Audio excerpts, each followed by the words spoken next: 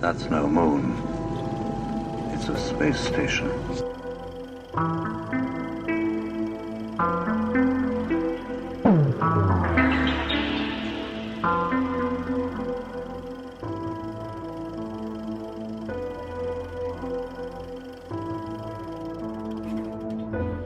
Hey guys, welcome back to the show. Just a few quick things before we get started. Our 4-day disclosure conference is coming up in May 12th through the 15th in Grafton, Illinois. We have 13 speakers this year. It's our 4th year doing it. It's a lot of fun. Tickets are still available. If you want to come hang out, we have 4-day passes, 1-day passes.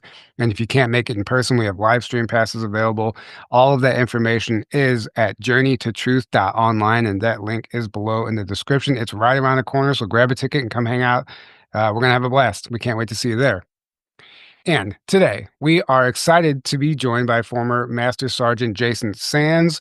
You may recognize him from the Joe Rogan podcast, or more recently, Dr. Sala's interview. And, he's kind of making his rounds in the UFO circuits. You may probably be familiar with his testimony, but we're going to try and go a little deeper and talk about some of the things that he doesn't usually get to discuss because he's telling the main story all the time.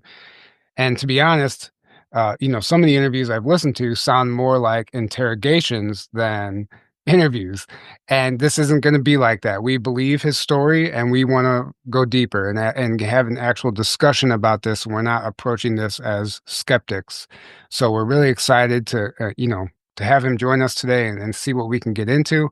But before that, I'll let him introduce himself. And Jason, if you don't mind just giving us a brief background of your military experience and how you kind of found your way into this field. Sure. I joined the Air Force in 1985. My first job was to be a repairman for aircraft. I was an airframe repair specialist. Did that for about 3 years. Then I had to cross-train out due to some manning overages in my current, or in that repair career field. And when I switched jobs, it was an intelligence job. So that's when I had to get my clearance. They did their background investigation, and I began working in Sembach, Germany as an intel analyst right after that. So had a lot of telecommunications monitoring missions. That was my job to do. It was just a regular thing where we'd go from installation to installation, and we would monitor the telecommunications, assess their security, and then we would debrief the staff, tell them what we found, help them with any vulnerabilities, and then we moved on. And there were about each mission was about 2 weeks long, anywhere between 7 to or more people, like 15 people, depending on the scope of the mission and whether or not we were working 12-hour shifts all day, 24/7 through the whole thing. So that's how I got introduced to telecommunications monitoring and had a clearance given to me. So my next duty station was to go to Nellis Air Force Base. I was stationed there for about 6 years, and of those 6 years, 3 years of those were in the program. The program being, Dreamline program, where they do the reverse engineering, they've got the exotic tech, and all that sort of stuff. That I got introduced to that pretty quick after I got stationed there in 1991, I believe. And then I exited the program in 1994. But anyway, I was doing the same job I did before in Germany. However, they added to me sort of an additional set of responsibilities to do the same thing for the special access program that they introduced me to. So it's primarily using the same equipment that I normally would use. However, there was only 4 people read into the program that were analysts like myself. They were the ones that kind of had an eye on me. There was no paperwork involved in their selection of me, but apparently they liked some of my analytical work because I'd worked with them on other missions. I'd had worked with them on Desert Shield, Desert Storm at CENTCOM, so that I think that's where they kind of saw some of my work and ability to analyze things. So that's when I got introduced. They said I'd have to take a polygraph and have my entire background, looked into with a fine-tooth comb. And I said, yeah, I got nothing to hide. Go ahead. So everything went fine. Next thing I knew, I was flying into Dreamland and taking a base tour with the commander, and it was very exciting times for me. And then I did my 3 years in the mission. Came out of that due mainly because I made a mistake of on one of the missions down to New Mexico. I wanted to bring my wife and kids to the zoo over the weekend because I didn't want to be bored, and I thought it was a good time. And I was newly married and everything else, had a brand new baby and everything else. So I just wanted to be with them, but apparently that was a very taboo thing. Managed to really piss off a lot of people. So they asked me to leave the program, and they actually wanted to kill me at first for what I had done. I didn't realize how severely they looked at that. So that led to some other repercussions. And then I got out of the program. I went into doing my normal job again after I got read out. So I continued telecommunications monitoring. And then as I gained a little bit more rank, they allowed me to go to information operations school. Graduated that and began working as a joint planner in Hawaii. And after Hawaii, I became a superintendent down in Hobart Field, Florida, which is where my kids wanted me to go. My choice was either to work in Colorado or Florida. The kids just, after they got done being with me in Hawaii, they thought Florida would be a great place to go because it had kind of the same temperatures and things like that. That's how my Air Force career went. I retired in 2007 honorably as a master sergeant, did 22 years, and was pretty much a defense contractor ever since after that. So that's how it all went. Wow. Yeah, that's great. So, like I said, we won't make you tell the same story over again like you have on every other interview. But just for the people who don't know, Dreamland is Area 51. That's what you're referring to there, and is that where you encountered the extraterrestrial? Was it in Area 51 or was that at Nellis? No, my encounter happened after I actually got read out. I was read out earlier in 1994, and then later that same year, that's when the encounter happened in the desert with this, what I think it was an alien that was working with Dreamland personnel or inside the program somehow. And I think he had some kind of a disagreement or an altercation, and that led to him, exiting. So we actually encountered him on the dirt roads when his craft was landed over by Quartz Mountain, which is south and west of Groom Lake or Dreamland. Okay, I got you.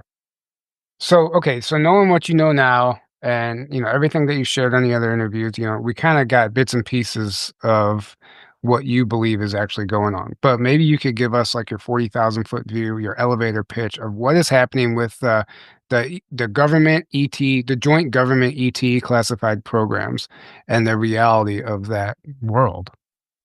Well, yeah, I know you guys are more familiar with my story, so I'm glad I don't have to go over everything. But yeah, just between both my professional work inside the program and my desert encounter, it led me to see certain aspects about the culture that's there in the program, which is kind of what I thought led to some concerns for me because when I was doing my telecommunications monitoring inside the program, there were certain calls where they were talking about tall whites, grays, and they were in laboratory environments, and the way they set up these laboratory experiments, the humans were not allowed to even come in when the tall whites or grays were coming in.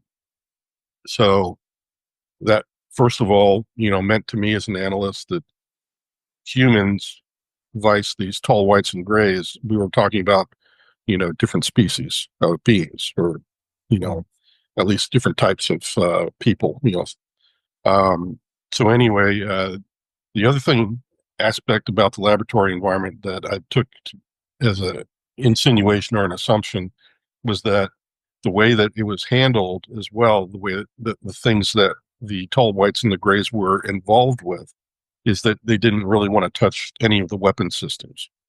They only helped in kind of setting up the laboratories and tearing down the stuff. Because as you know, when you're testing equipment and you're looking at radar signatures or cloaking or any other types of things that you might have a technology you're wanting to test, the more pristine your data is, the better off you are in finding out that is this the right angle for this part of the aircraft or weapon system, and so on and so forth. So this is what the aliens or tall whites and grays were doing, was trying to silence all the junk noise and data that might be coming into the lab so that they would get a really good test when the humans came in. So they were just mainly helping out with that. So what that led me to believe was that this is not a free-for-all. It was a very controlled environment where the tall whites and the grays did not want to, I guess, get involved in the weapon system itself. So that told me that there's a little bit of, tension there with them even participating. However, it also made me think, well, there's still something that these tall whites and grays are getting out of this deal. I mean, they're in the laboratory. They are indeed helping. They're just refusing to help with the weapon systems. So there's some, and that to me, as an analyst, that there's some kind of an agreement there.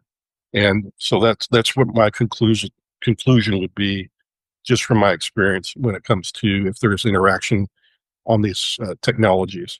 So I've had people challenge me on, what is a tall white, what is a gray? Are these code words for other scientists? And I'm like, no, that's not what they're saying.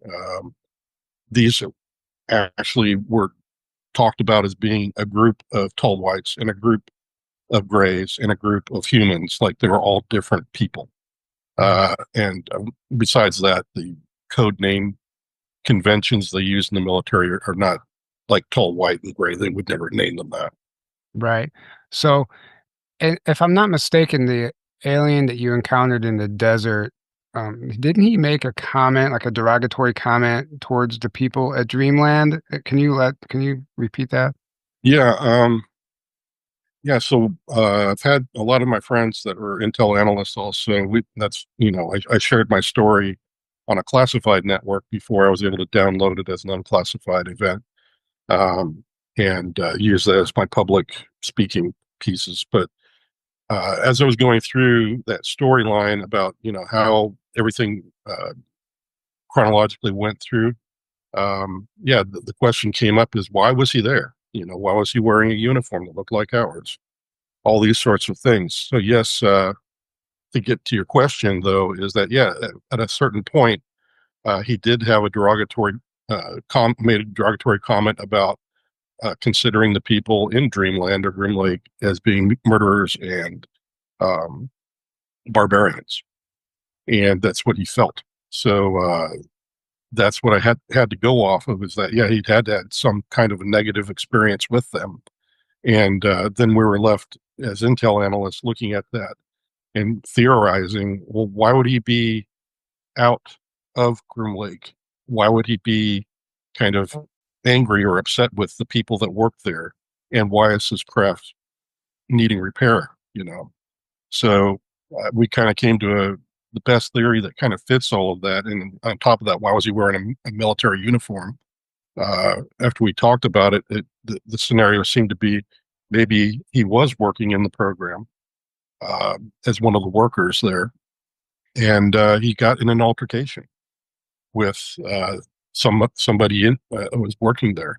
And when he got in the craft and tried to leave, he was shot at, and it damaged his craft.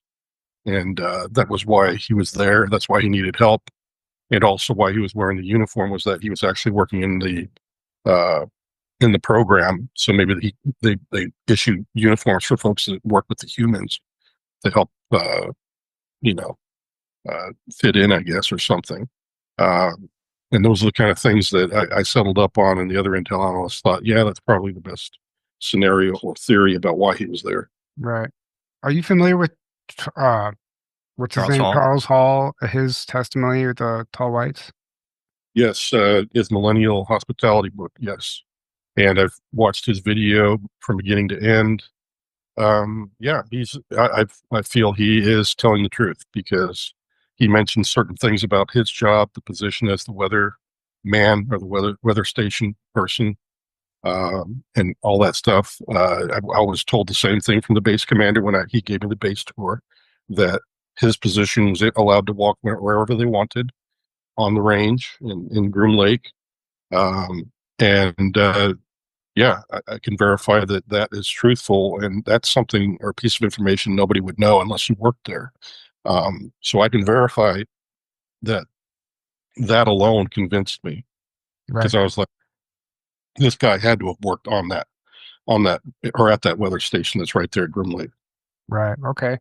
So I'm going to put you on the spot here. You said in a previous interview there are things that people aren't ready to hear about, as far as, I guess the audiences that you were speaking to on those interviews.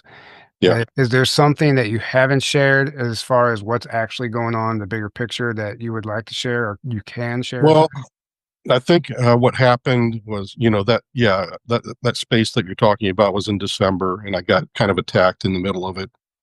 I was trying to just tell people and respond to people about, I try to honestly respond. However, some of the people didn't want to believe it, couldn't believe it, and not only did they not want to believe me, because I don't care if you believe me or not, but they started getting really rude and all that stuff. So I know that's what you're talking about. So I was kind of thankful when Jake Barber came forward, because I knew him, I knew about him and what his participation in the program was the year before. And I actually had a hand in getting him through Congress and becoming a whistleblower. I'm really proud of him for what he's done. Um, but if you think about what I said in December and what Jake Barber has said since, not that I want to drag, Jake into this, but he would probably agree that it's a bit messy when it comes to retrievals. We've had people say that they've actually had altercations with people that retrieve the craft when they are crashed, and they're retrieving them. We've had our own Army soldiers in altercations with them as well, and even death threats levied at our own troops because they're.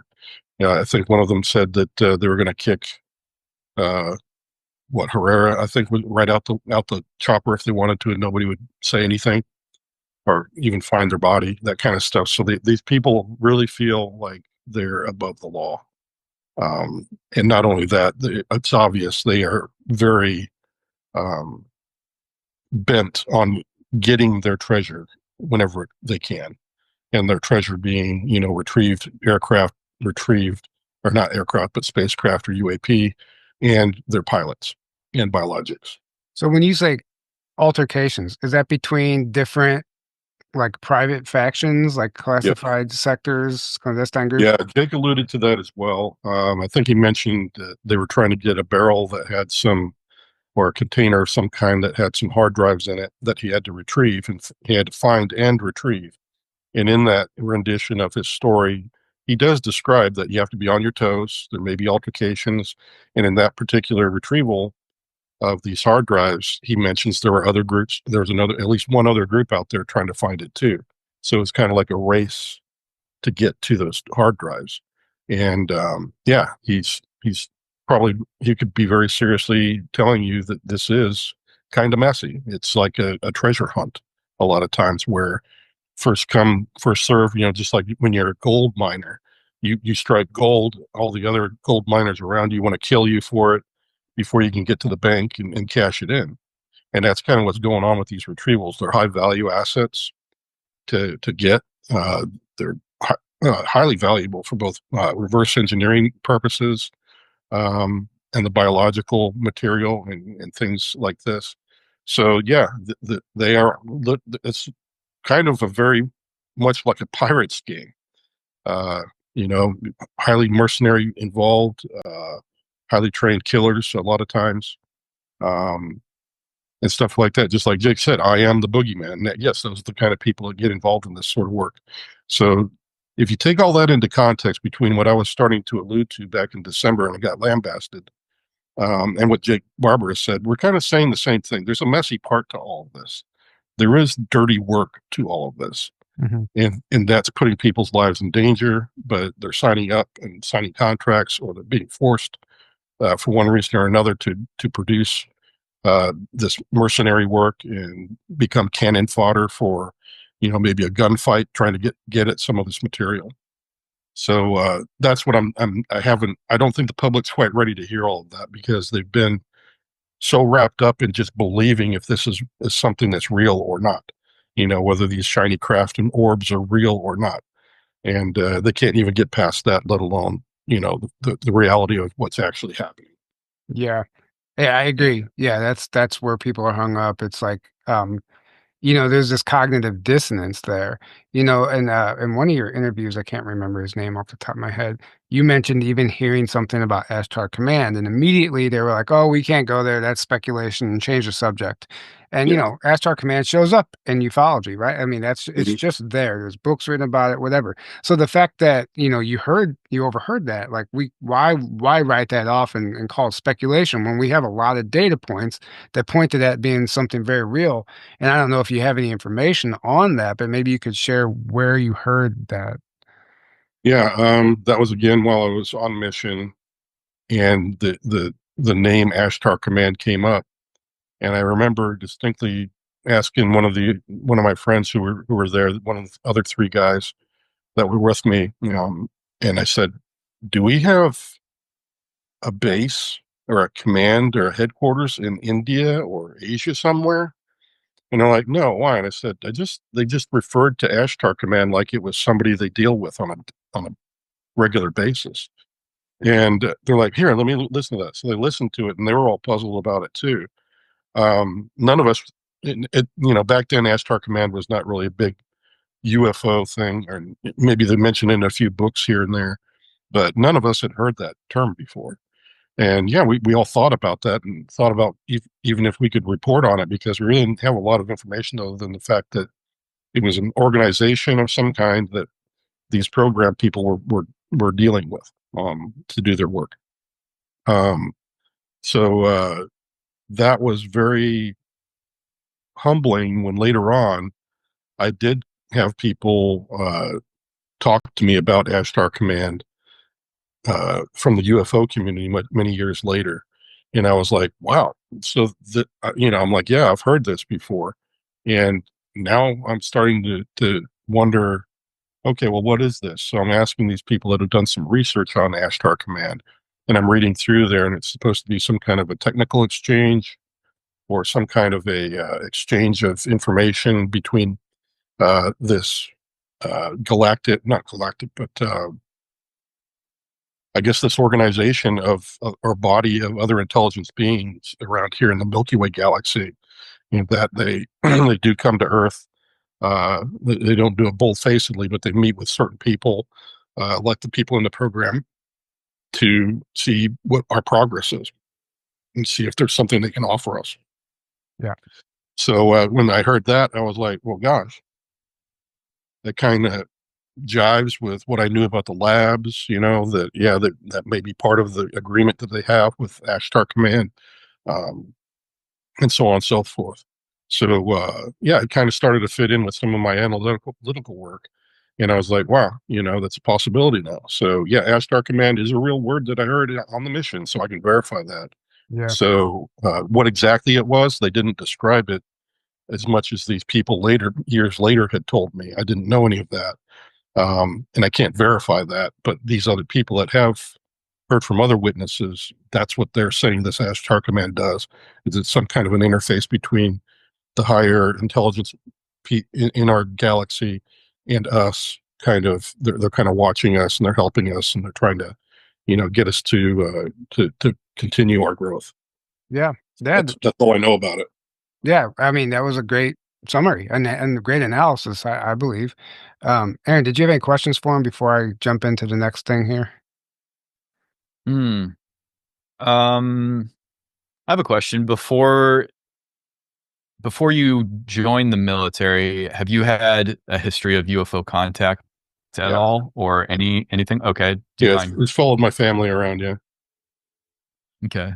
Yeah, it started very early on, when I was 4 or 5, maybe even earlier, but I can't verify it. I was too young. But 4 or 5, yeah, I did have a run-in with um, a pedophile. That was when I was over in England. I was a little boy. That's where I was born. And this gentleman was going to, you know, do his nasty on me. But once he knocked me to the ground, I couldn't move, and I lost my ability to see, but I could hear, and I was aware of things around me. And somebody came to my rescue. So he got the guy off me, and the guy got scared. He ran off, and this person who I thought was a bobby or a police officer, they call them bobbies in England. But anyway, I thought it was a bobby, and had seen it or seen me getting hurt, and wanted to help. So anyway, he picks me up and asked me where I lived, and I told him, yeah, 44 Saxon Road, just around. I was nearly home when this happened, but so it was just up and around the corner. I noticed when he did pick me up, he was very strong. It was almost like I was a paperweight to him, where he just, literally just picked me up with it. Anyway, so he gets me to my front door, and I'm like, "Sir, I can't see." And he touched me on my temple, my right temple, or my left temple rather, and all of a sudden, I had a little bit of a blurry vision, but my vision started coming back, and I could see it was not a police officer or a bobby. It was a platinum-haired, blue-eyed person who didn't stand very much taller than me. Um, he very much looked like an adult, and he had this sort of a grayish silver uh, jumpsuit with a wide sash around his waist. And I didn't get in the door, but he just opened the door, which should have been locked. And I don't know how he did that, but he just opens the door, and he just says, "Your vision will be perfect in a while." And I was just really thankful when I was telling him, "Thank you so much, thank you." He was like, "No problem. I'm glad we were here, that we could, help you." So anyway, I had a splitting headache, and I just went inside, and I was just very thankful that I'd been saved, and laid down on the couch, waiting for my nana to come home, or my mother. I can't remember who came home first, because my mother was an RN at the time, and sometimes she would work late, and sometimes my nana would be the first one I would see. So anyway, they came in, either my nana or my mother, and gave me a ice pack for my head and all that kind of stuff to make my headache go away. And I slept a lot that day. So anyway, the following day is when it really gets curious, because they returned and they wanted to check up on me. So a knock came on the door, and my mother answered the door this time. And I went, I got up from the table where I think I was either drawing or, whatever. There was like a little dining room table off to the side. So anyway, I walked to the front window, so I could see who was knocking on the door. And it was the people or the guy that had saved me, but there's this other guy standing there, and he looks a lot like him. They could have been like brothers or almost twins. They both had platinum hair and blue eyes, great gray suits, with the sash. And I could hear them talking to my mother, and I went back to go sit down. Um, and my mother's just trying to entice them in to say, "Oh, thank you for helping Jason out." And he had a really bad bump on the head, and they're like, "Is he okay?" And she's like, "Yes, yes." She's like, "Come in and have some tea. Have some tea." And they're like, "No, no, we don't have time for that." And so she was very insistent with them. So they remained on the porch, and then she went back thinking they were going to follow her in. So she left the door open, and she went to go make some tea, because she was like, "Damn it, I'm going to give them tea. They helped my son yesterday." So anyway, she goes back to the door, after she puts the tea out on the table, and she knows they're gone. They're just gone. And so they disappeared again, and nobody knows, where they went. And the street is very long. Yeah, there's a turn that could have gone around, I guess, if they'd walked quickly enough or whatever. But she just felt like they had kind of disappeared on her, and they didn't come in and have tea. So she remembers that very well. So it's not just me testifying to this. I'm probably going to write a book and have my mother describe some of these experiences, because she was there for at least two of them, two of the major events of my life. But anyway, ends up, here's this another strange part, is these two gentlemen show up later when I'm 10 years old, after I've had my UFO experience in San Jose, California. So this follows me from England all the way up to San Jose, California. And this is when my mother, she had a really rough time with my dad, and he wanted some separation. So he had just signed up for a tour over in Vietnam, and he wanted her to have a house in California, and he was planning on probably divorcing her later because they just weren't getting along. So he didn't help out much. We had very little food. We didn't have any furniture when we first got there. Yes, the house was pretty much all that my dad gave us, really, and paid for. But the rest was all on my mother's head. And she had to work like 3 jobs just to get by. Sometimes we only had like a package of hot dogs to go for a whole week for us. And she had to feed me and my 2 sisters.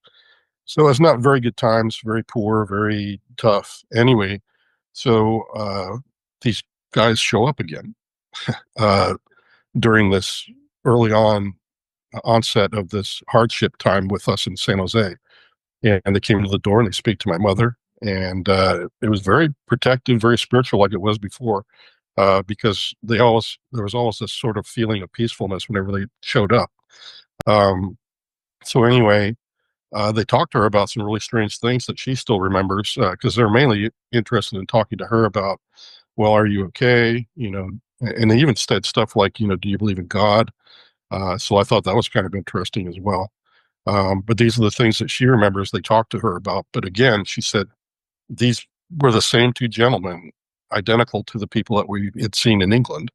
However, instead of just having their suits on, they had these strange sort of blue or purplish looking rain jackets with their hoods up. But after that visit, every week we had groceries dropped at our doorstep. And we thought it was maybe one of the neighbors. So we went around the whole neighborhood and nobody confessed to it and leaving us any kind of groceries. They just started showing up. So it could have been them, or it could have been a neighbor that just didn't want to confess to doing it. So there's 2 experiences, and with these platinum-haired, blue-eyed beings.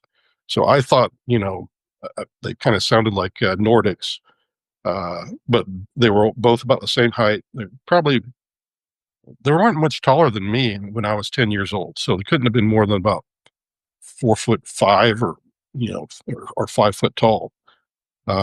So they're kind of short, but they look like adults.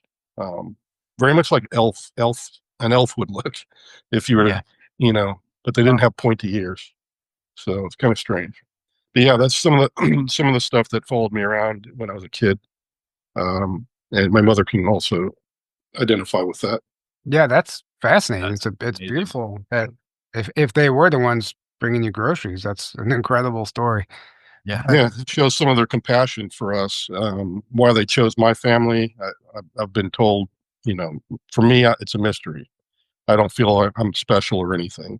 However, other people say that because I'm maybe partly Native American, Indian, Native Americans blood in me from my father's side.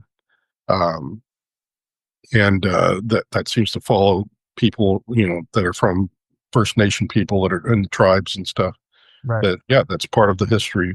So maybe that's what attracts them, or maybe they're kind of like what the Bible's talking about, because talking about God with my mother, maybe they are kind of like guardian angels of some kind, or the watchers that people have said that, yeah, these are the people that actually are extraterrestrials, and show up in our ancient texts, Yeah. Yeah, I would say all the above is possible, and it's even possible that they have some sort of timeline technology, or they knew the important role you would be playing in disclosure today, right now, and they want to make sure that you were taken care of and that you stayed on that path, right? So, I mean, things can happen in your reality where, like, they'll make subtle nudges to something in your life that will steer you in a certain direction that will, place you somewhere where maybe they know that you're going to thrive in that area, right? So something along those lines could have occurred. and protect you, like the And, pedophile. right. They're like, oh, we gotta protect him here, otherwise that will completely take you off course. Mhm. So, okay, I'm going to go backwards a little bit to you were talking about the altercations between different groups, retrieving these UFOs. Have you heard of any altercations of humans with extraterrestrials? Because I know that there's this tagline going around you've been coined as the alien assassin. So, maybe you can share, what that was and help us understand. Well, it goes along with what I said about it's a bit messy when it comes to retrievals. If you could imagine that not everything that goes on our Earth, whether it's extraterrestrial, um, it leaves their agendas an open field of what the heck is going on. I'm convinced by what I know, both being on mission and also having my encounters with them, that there's good and bad. Okay. So the way I look at it is that, yes, I had to do some dirty work for the program because I screwed up. I brought my kids on a mission and I shouldn't have. So they kind of forced me into doing conscripted labor for them. But yeah, sometimes there's peoples that come to Earth that are quite deadly. They don't have good intentions, or they're in a survival mode and they want to get away from us. And they're shooting back, or they're making it difficult, or they want to kill us before we kill them. So all these kinds of things can happen. And that's what I'm referring to, is that the reality of this is what I'm not talking about, because, like, again, I don't think the public wants to know about all that. And I don't want to overshadow the good that's going on as well, because I don't want people to, latch into this ugly part of the whole program as being the only thing they talk about. You mean, yeah, it's fascinating, but we need to put it in its place. This is the part that we want to resolve. We don't want to see this anymore. That's why I'm a whistleblower. These are some of the concerns I've got, that there's other things going on that I haven't even told Congress, because I know they're not ready to hear about all of this. I'm glad Jake Barber is starting to do that. So hang in a minute.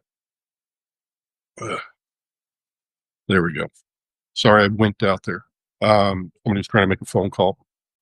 Anyway, so that's kind of what I'm referring to. It's just that there's this dark side to the program. It's that there's a bit of real need for some mercenary work, because all of these endanger us. Apparently, some of the things that I got involved with, there seemed to be some aliens that were taking human hostages and maybe seeking to enslave them, as they did in old days, like the Anunnaki did, where they even there's stories of them manufacturing our DNA and, messing with it just so that they could make us slaves.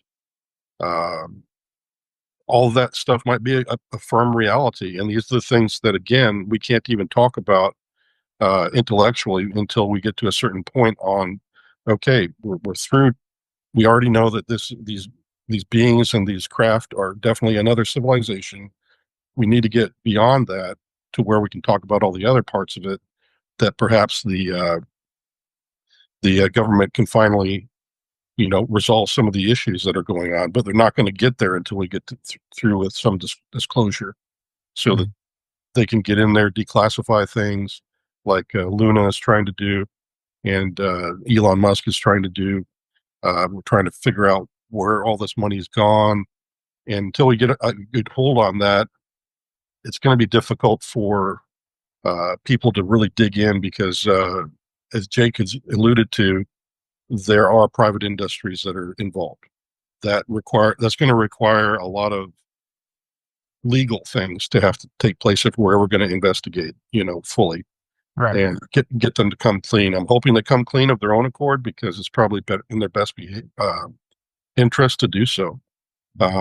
Because if they do have this technology, which I know they do, then I know that also it's been very heavily military for the whole thing, and or for the whole time that they've been working with them.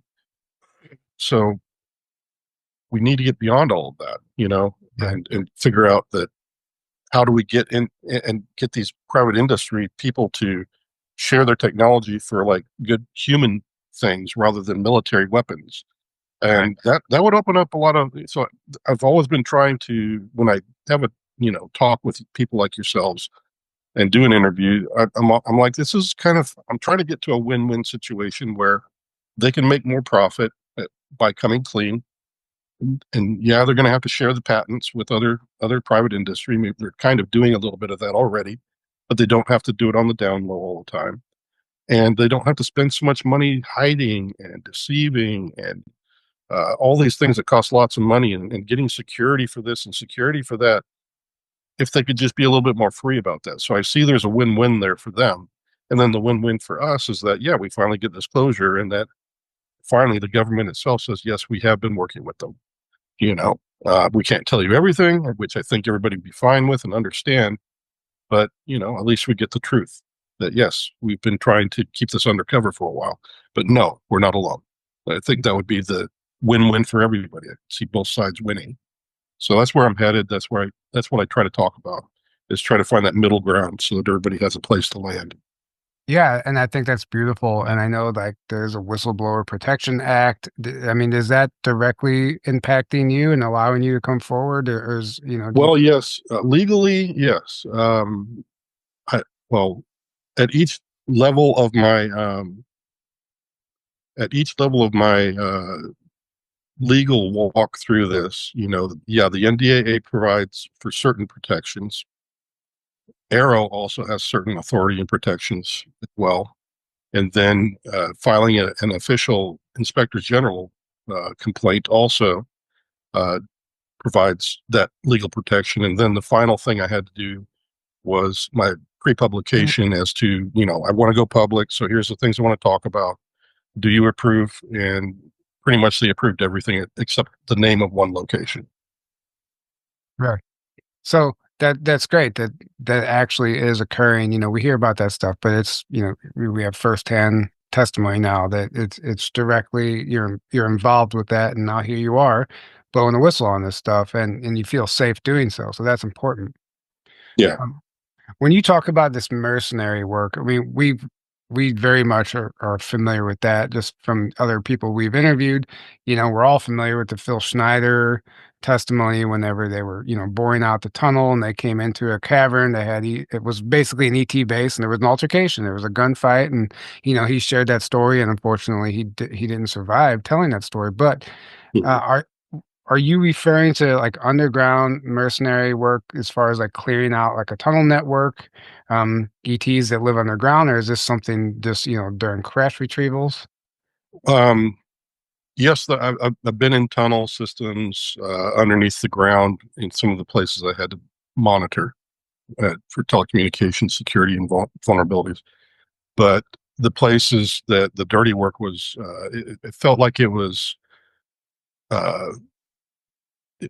above ground or elsewhere. Like it was very cold a lot of times where I ended up being. But I did not feel like it was underground at all.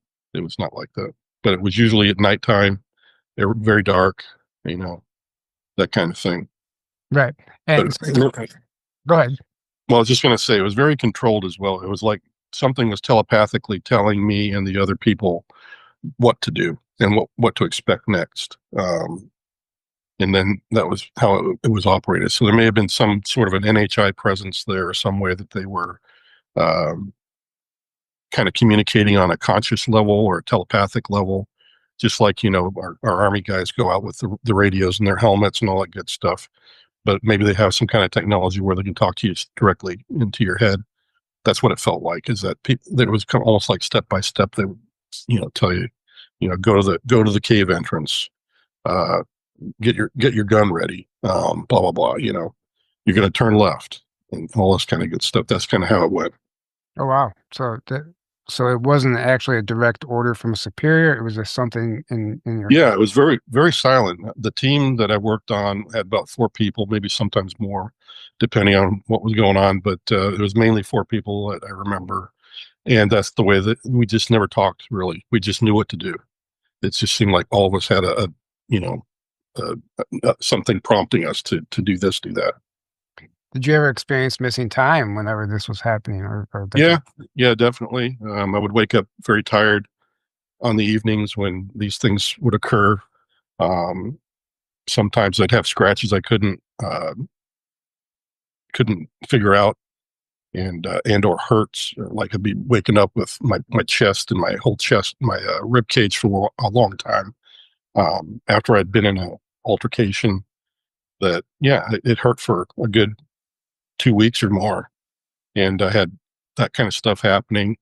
So yeah, it was kind of very I don't know how to put it, a very traumatic point in my life, because I didn't want to be doing it, but I knew that I had to do this for the program. Otherwise, I was going to get a bullet in the head and get buried in the desert somewhere. Wow. So have you heard any scuttlebutt about like the secret space program and the 20 and back type of stuff? Are you familiar with that? Yeah, I've heard of people talk about the Galactic Federation, I guess. I remember Galactic being part of a conversation in on the mission. I didn't relate it to a Galactic Federation or anything else like that, or fleet or whatever. I may be mistaken or not remembering it properly, but yeah, the term galactic was mentioned a few times. And again, after I got out of the program, that's when other people started to tell me what their rendition of it was, that it's this fleet of spacecraft that go out and take care of things in space, and kind of what I was telling you about, Right. kind of doing work out there. So who knows? I can't verify that fully.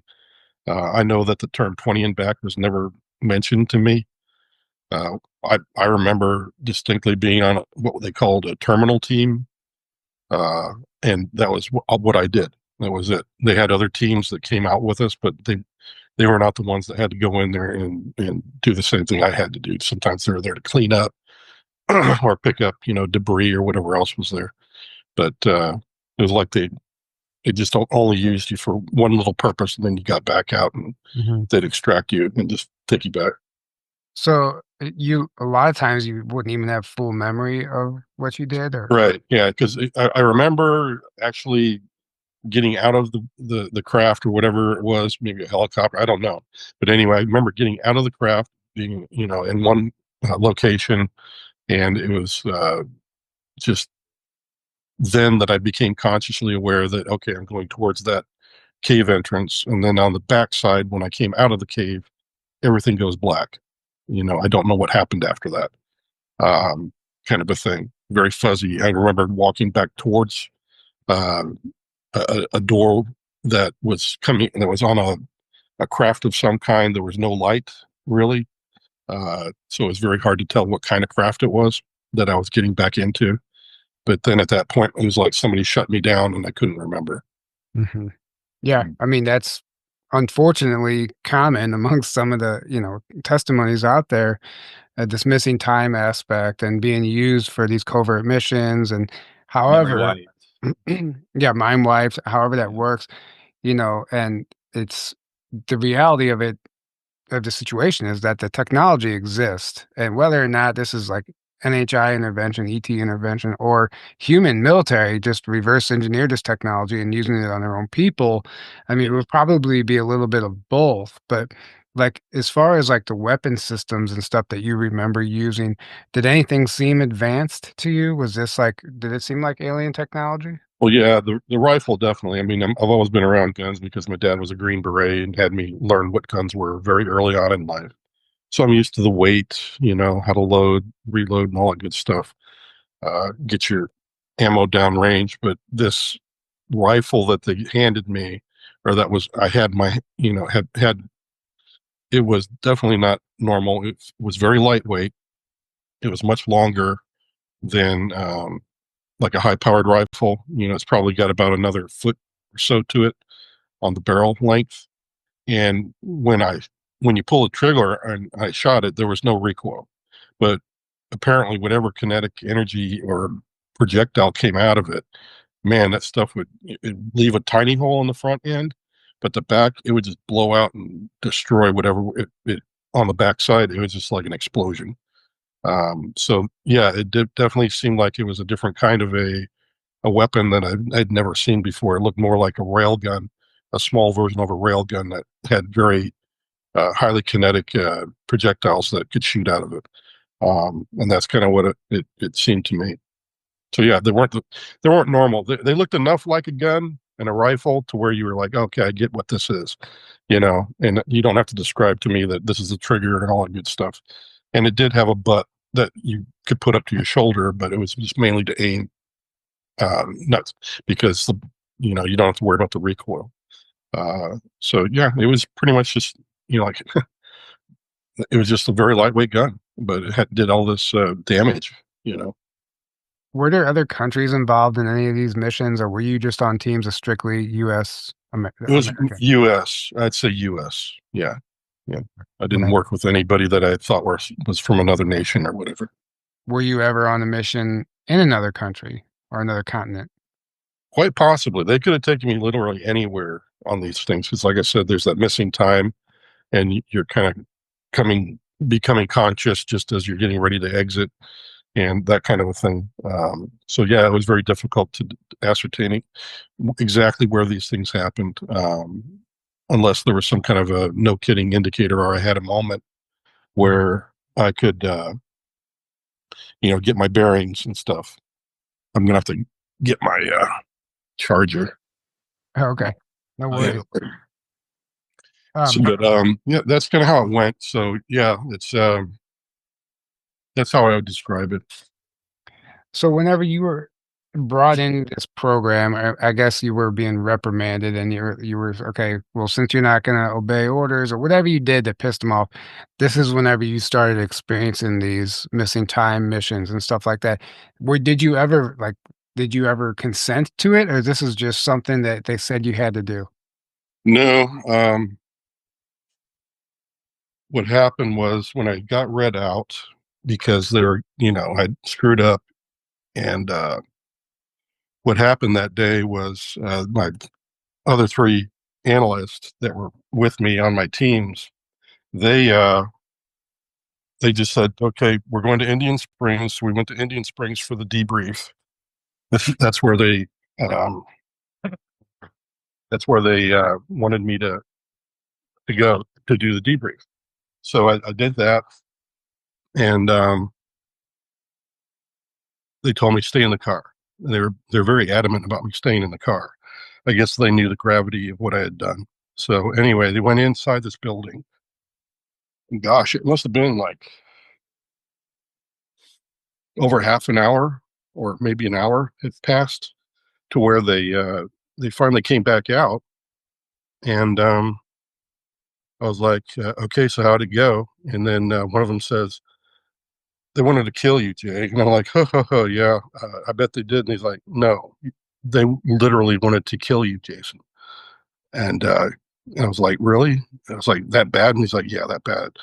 And they didn't want to talk about it anymore. And then about a week later, they took me up range near Talicha Peak. And that's when I found out that they literally were introducing me into this program as penance for, getting me out of trouble. This was the other option. And I think it was mainly because they didn't know if I was going to survive or not. I could get killed. So I think whoever I pissed off, they thought this was a better option to use me like a mercenary, because they knew I was, I had a background in martial arts. My dad's Green Beret, so I was a pretty tough guy. Had to grow up with violence in the house, that kind of thing. So they knew I knew how to fight and everything. So I guess they thought this would be a good idea. And at first I was resistant, and eventually just said, you don't understand, Jay. If you don't do this, you'll never see your wife and kids again. You understand that, right? And I'm like, it just broke me down. And I was like, crap. So I just bowed my head, cried about it for a while. And then I just said, all right, let's just get this done. And that's when it all started. Wow. That's unfortunate, but it's it's a great testimony to help people understand what happens, what's going on here. Like, this is the magnitude of the situation. And, a lot of times you sign up for a program, or you join the military with nothing but the best intentions. And Yeah. it's not until you're all the way in, years down the line, that you might realize that you're involved in and even a criminal organization sometimes. I mean, it just really isn't as black and white as many people would like to believe. Right. And I understand when you say, like, not everyone's ready to hear about this. Right. It's a reality to the program that only people that have been in there know about. But if you think about it, everything I've told you, I've tried to bring to you in a layman's terms and get you to understand that this actually is, logical the way that they do these things, because you're talking about a very clandestine program.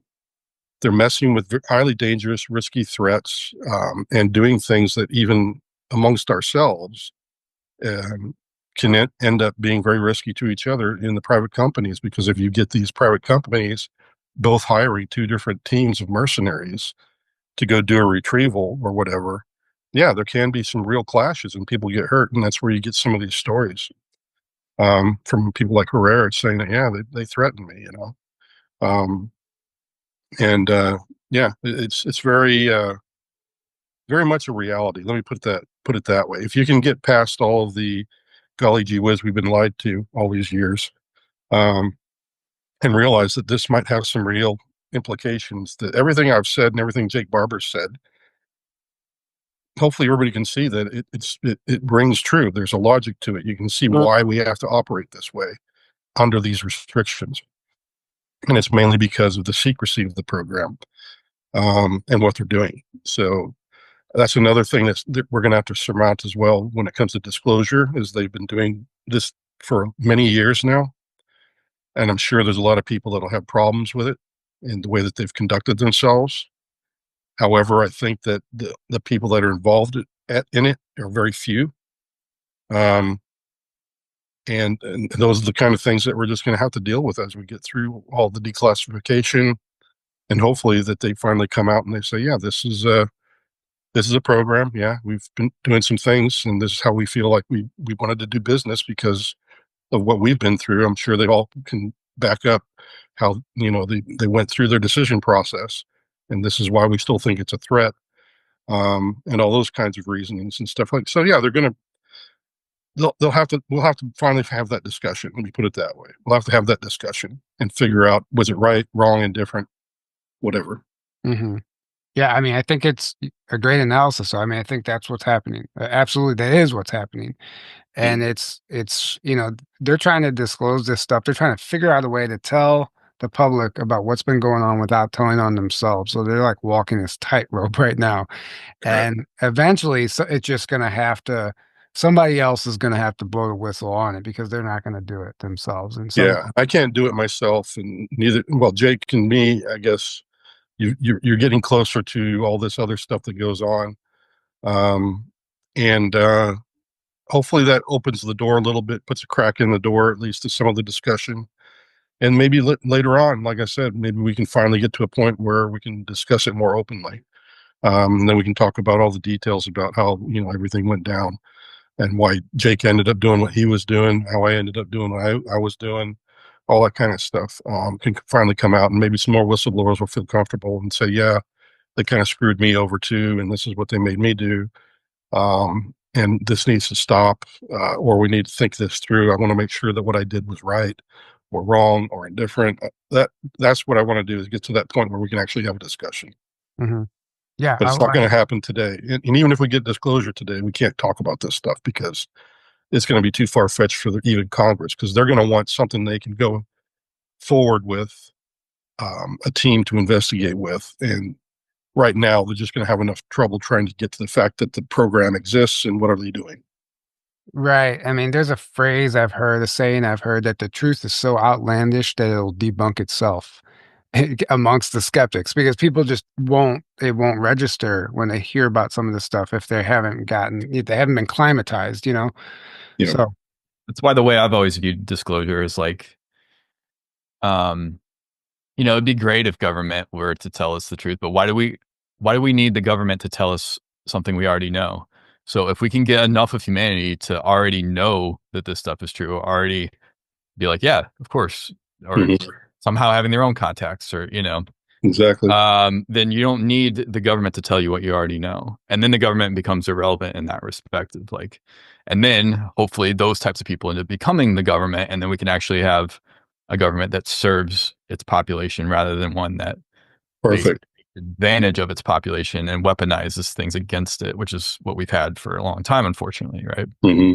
And then these technologies that we've had for 100+ years, like Stephen Greer's always talking about, now we can actually use it to benefit humanity rather than weaponizing it against humanity and then trying to be like, no, there's a scary threat out there that we need to, use all our resources and money to defend against, rather than being like, well, yeah, there are, like you said, there are good and bad ETs. It's a Yep. whole spectrum, but we can still protect ourselves while using the same technologies to benefit Hmm.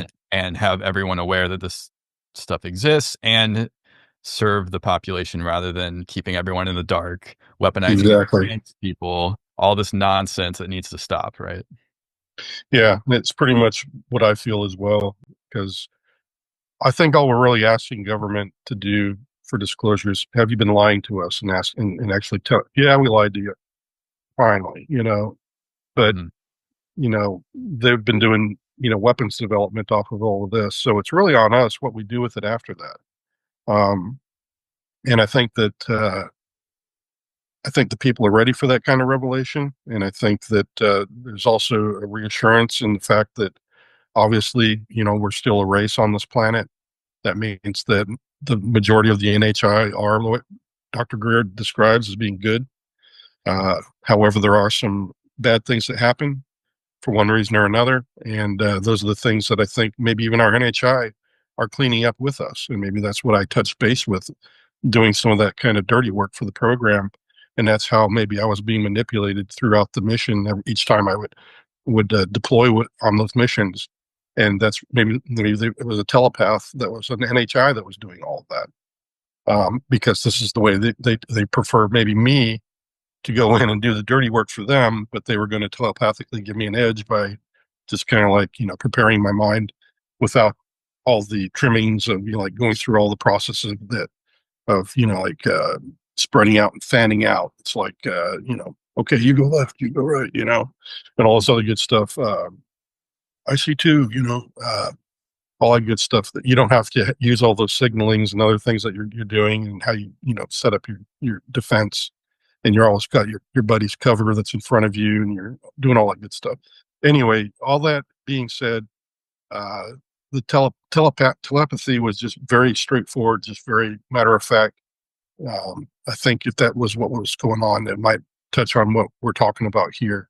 Is that, yeah, there might be some involvement here with the NHI where they are protecting us, and they may have been doing that for many years, um, beyond even the program being established. They may have been doing this, since ancient days. It seems like there's a big lull in the ancient text where it says that, when Christ was born, it seems like all the crap that happened before, whether it's the pantheon of gods from India or Egypt and all these other gods with a little g, there seems to be an end to that right around that same time when Christ is supposed to have been born, and now there's this lull of Mhm. non-involvement, Right. or at least not overt involvement. But prior to that, yeah, you've got even biblical uh, figureheads like Abram Mhm. being visited in his own tent and sitting down and having dinner with these beings.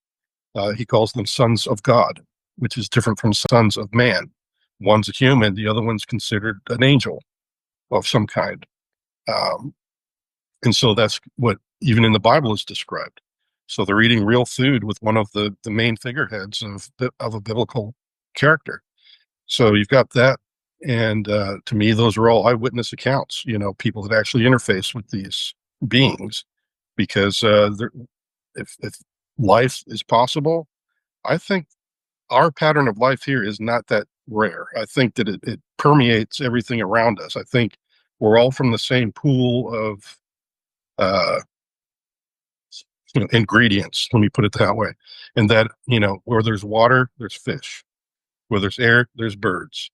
On the ground, there's all the four-legged and two-legged beasts, and all that is the same, everywhere you go, there might be modifications, but in general, we all look pretty much the same, which actually jives with eyewitness accounts saying most of this is humanoid, head, torso, arms, feet, sometimes more fingers, sometimes less, sometimes bigger eyes, sometimes, you've got extremes on one end, maybe there's tentacles, or they look like an insect of some kind, like a mantid.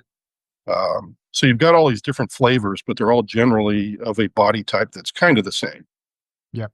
Yeah, the 5-star figure. I mean, Yeah.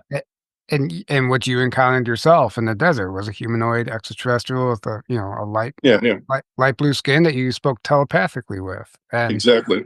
and so the telepathy is nothing that you were ever taught either. That was just like you were just suddenly able to do it in the presence of them.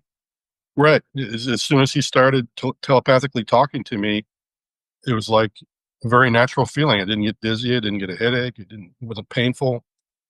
I didn't feel like I was being controlled, but I definitely felt new things in that because we were sharing a mind space. So there's a component there where I could actually feel him and his emotions, and he could feel mine.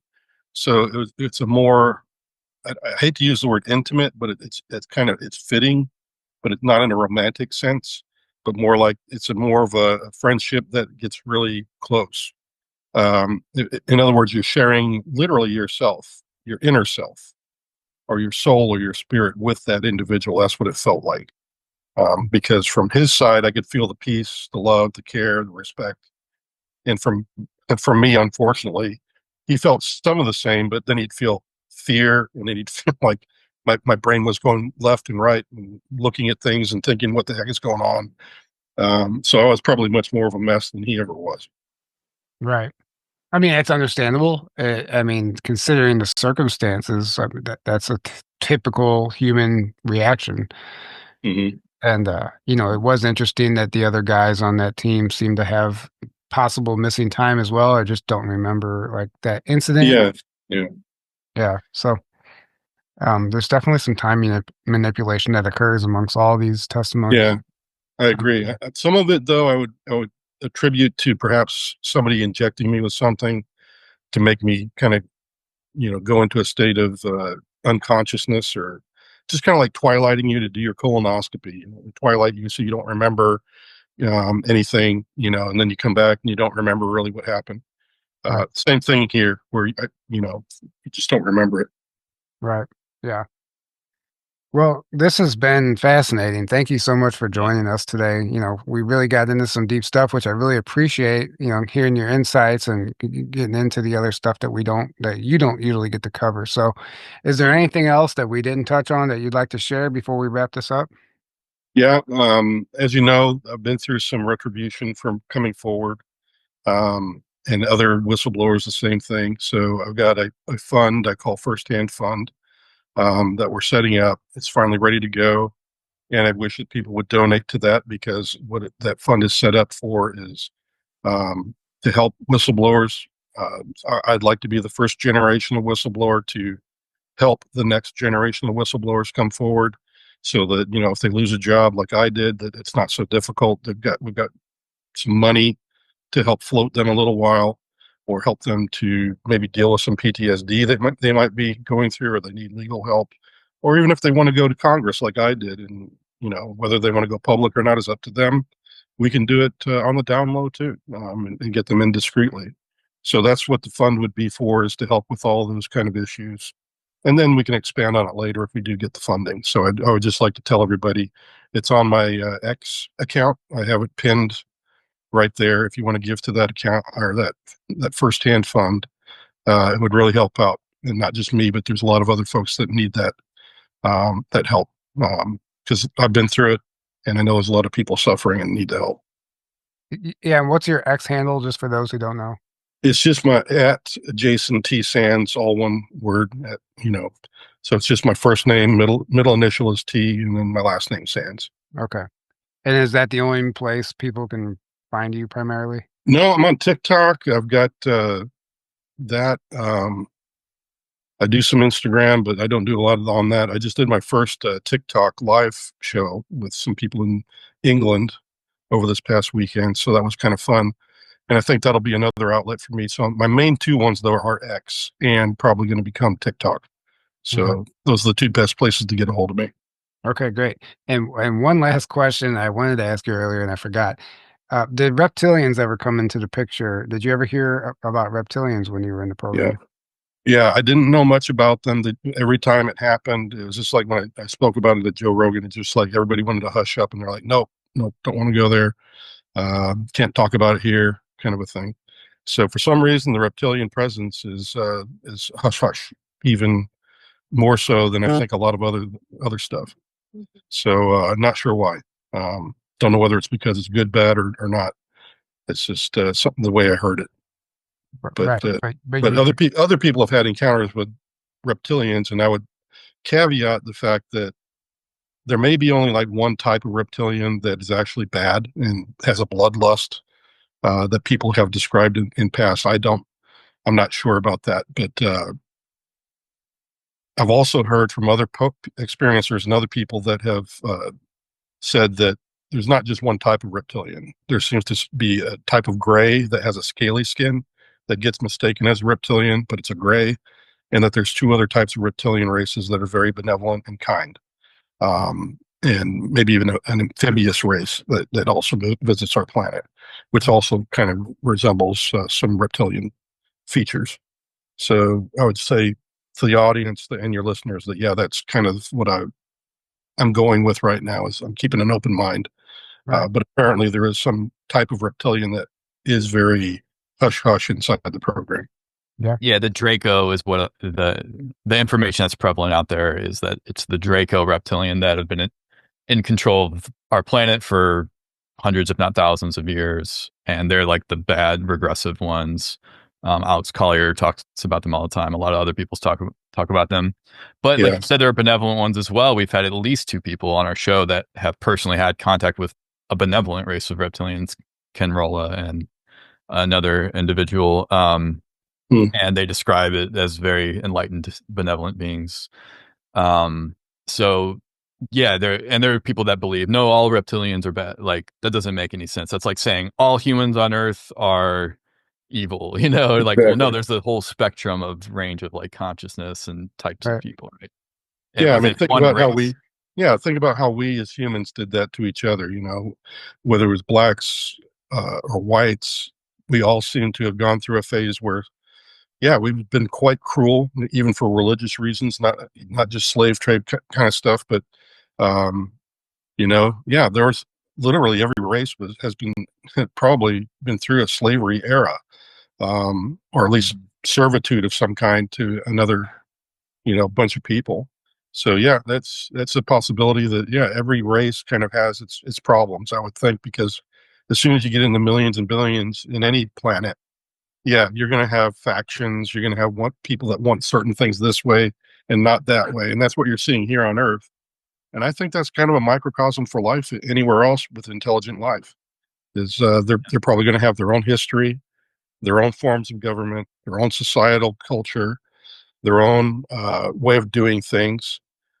Maybe even a greater propensity towards, maybe what we think are more socialist ideals, as well as other people that have more freedom in other areas of their government. So I think it's, if you can imagine it, I think it exists out there. Let me put it that way. Absolutely. I think that's what we should be thinking. I agree. Yeah, I couldn't agree more. Yeah, this is fascinating. I could go on and on. Now I'm like thinking of other questions. We could talk for hours.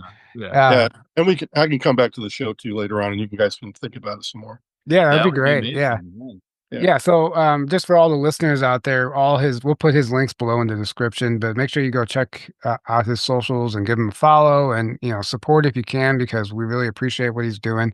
And thank you guys all for tuning in. We can't do this without you.